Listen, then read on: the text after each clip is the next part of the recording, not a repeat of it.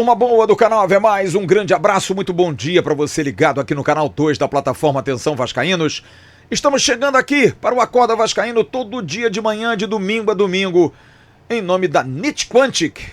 A NIT Quantic que ajuda você demais, mas muito, com seus produtos naturais. Entre em contato através do site, através dos telefones, vá na loja lá em Caraí, Niterói, e consuma os produtos naturais da NIT Quantic que dão muita longevidade a você. Agradecendo ao grande Carlos da NIT Quantic aqui com a gente.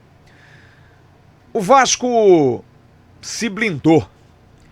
O Vasco conseguiu ontem, aliás, nos 2 últimos dias, 2 importantes vitórias no aspecto jurídico. Os advogados do Vasco são muito bons. Aliás, os corpos jurídicos do Vasco nos últimos mandatos têm sido muito bons. Até porque, diante de tudo que o Vasco se envolve, me lembro bem daquela ação quando o Jorge Salgado foi presidente, que tinha aí uma rusga da oposição brigando, passou um ano inteiro e nada.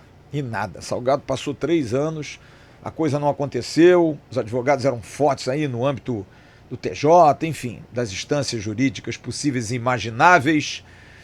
Então, de advogado o Vasco está bem. De advogado o Vasco está muito bem. E acho que o dia de ontem é um dia importante por essa decisão da liminar, porque realmente é muito inseguro a gente entender que o Vasco vive sob a proteção de uma liminar. É um clube gerido pela proteção de uma liminar. E que poderia ser cassado a qualquer momento, que poderia ser derrubado a qualquer instante, e que já vai para 1 ano. E ontem bateu-se martelo, porque foi uma ação pedida pela 777, por aqueles que são interventores da 777, para que voltassem a ter o controle da Vasco da Gama SAF, para poder negociar de uma outra situação. Mas não, a coisa aconteceu. O Vasco venceu por 3-0 no TJ do Rio. Segundo Felipe Carregal, vice-presidente jurídico do clube, não há recurso.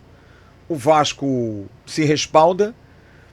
Realmente acho muito importante, porque eu sempre pensei, mais do que as decisões internas, e aí a gente tem que respeitar a justiça, é sobre de que forma aquilo pode trazer um prejuízo para a gente.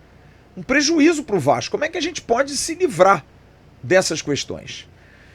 E eu fico muito preocupado porque a gente não via futuro. Ficava aquela discussão, vende a SAF, não vende, o Pedrinho não quer, a gestão não tem interesse. Não, ninguém tem interesse, ninguém procura o Vasco, ou quem procura faz uma proposta ridícula.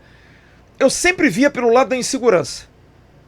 De quem vai vender, porque não sabe se vai estar ali para receber, e de quem vai comprar, porque não sabe se vai apertar na mão de um e ser parceiro de outro. A insegurança jurídica ela é muito ruim. Ela não dá embasamento, e para nada. Porque ela não dá embasamento a quem compra, a quem vai virar jogador, a quem vai virar treinador. Eu tenho certeza que o Fernando Diniz, nesse instante, conversando com o Pedrinho, em algum momento perguntou: Pedrinho, e essa situação aí, cara? Como é que vai ser isso? Como é que vai ser essa situação? Como é que isso vai andar? Vai rodar, não vai rodar? Pô, tem alguma chance dos caras entrarem? Por quê? Coloque-se na posição dele. Eu hoje aperto a mão do presidente Pedrinho. Daqui a 15 dias, 20 dias, foi quando o Diniz acertou, vem um outro e passa a ser o teu comandante? Imagina o caos instaurado. Entra o interventor, manda todo mundo embora. Para funcionários, empregados em geral, olha só a dor de cabeça que seria.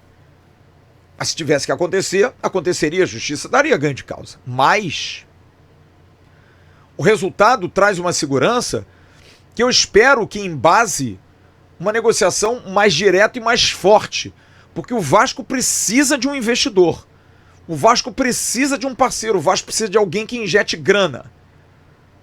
A gente está falando da venda do Ryan, com o técnico Fernando Diniz segurando, o técnico Fernando Diniz dizendo que não, porque ele é importante, só que o Vasco precisa de Diniz. Eu fico imaginando a sua conversa com o Pedrinho e o Pedrinho por dentro se esvaindo, pensando: meu Deus do céu, não me peça isso, Diniz. Porque ele precisa vender. Vai pingar 100 milhões no caixa do Vasco, você vai dizer não? Porque o técnico pediu o jogador? Mas também o técnico pode dizer, olha, o jogador eu queria, vocês deixaram ele embora, agora se a gente não tiver força no ataque, o problema é seu. Porque também para botar 100 milhões para trazer o Lloyd, e aí que eu acho que é o grande ponto nevrálgico da gestão Pedrinho.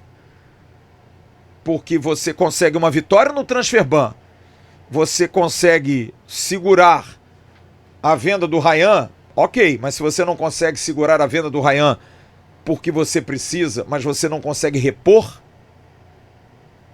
porque a gestão do futebol do Vasco era comandada pelo Marcelo Santana, é bom lembrar, o Vasco está sem diretor executivo, o que já está beirando já o fora do comum, porque a gente está aí há mais ou menos 40 dias da janela, já tinha que ter alguém comandando e que não é o Carlos Amodeu, que não é a equipe que está lá dentro, que é uma equipe fraca, scouts, o Felipe, não é do ramo para eles, não é. Já era para ter um diretor executivo, já era para contratar alguém para segurar. Mas você não tem. E aí você começa a ficar na dúvida, porque essa galera que estava lá, por exemplo, quando perdeu o Adson e David, trouxe Maxi Domingues e Jean Davi. Piada quem contratou esses caras. Uma gestão que precisava de pontas agudas e traz o Garré, que não é ponta, vai jogar por dentro. O Nuno, que não é ponta, que joga muito mais como um meia. E o único que é ponta agudo é maluco, que é o Lloyd. E aí, como é que faz? Olha só quem é que trabalha com isso. Se pode ser confiável, não é. Então o Diniz, ele prefere muito mais contar com quem ele tem, com quem ele está vendo no dia a dia, do que esperar grandes arroubos de contratação, a não ser que ele tenha autonomia, que ele deveria ter.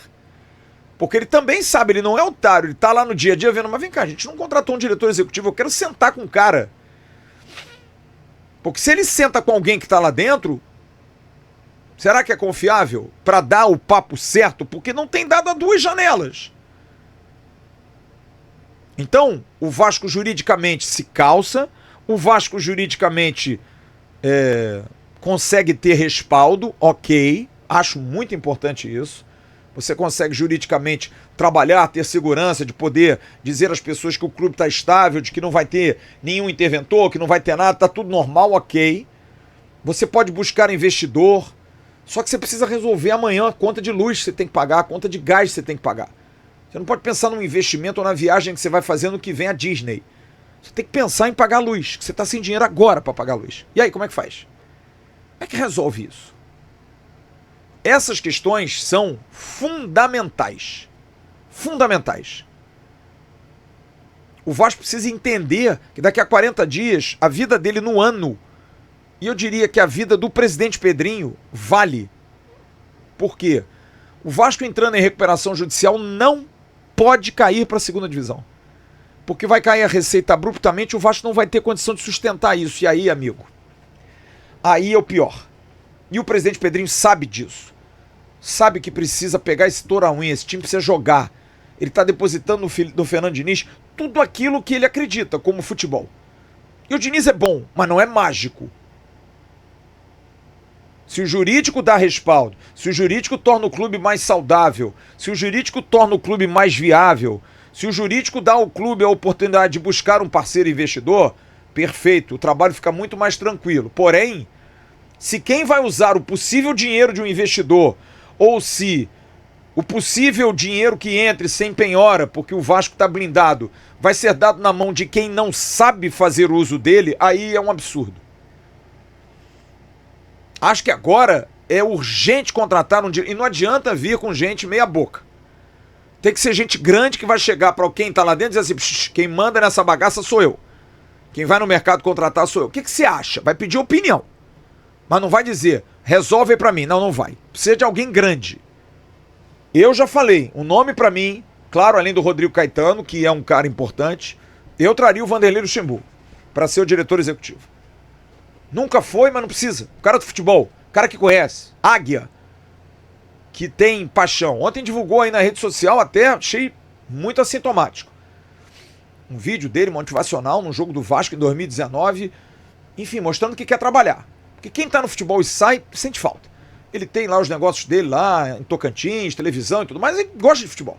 Tá agora participando do programa do Galvão Bueno, acho que no SBT, sei lá, onde é, não sei qual é o canal, mas tá lá. Eu acho que o Luxemburgo teria esse pulso, esse tamanho para chegar para dizer, por exemplo, pro Felipe, deixa que eu cuido disso.